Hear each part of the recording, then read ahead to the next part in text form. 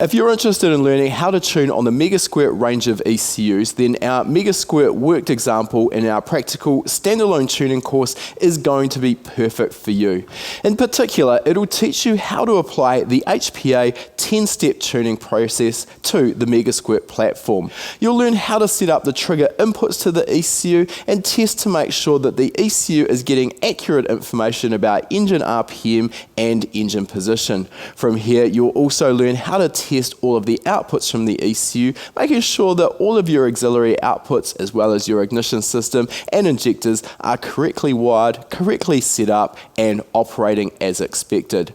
From here, you'll jump into the tuning process and we'll teach you how to navigate the TunerStudio software. You'll learn how to set up your fuel and ignition tables. You'll also learn how to use the built-in data logging functionality within the TunerStudio software to help you speed up your tuning and be pinpoint accurate when you're making your tuning changes. While we've presented this worked example using the Mazda Miata or MX-5 behind me, this worked example is going to be helpful for anyone using the MegaSquirt ECU regardless of the engine and regardless of the chassis. Click the link for more information.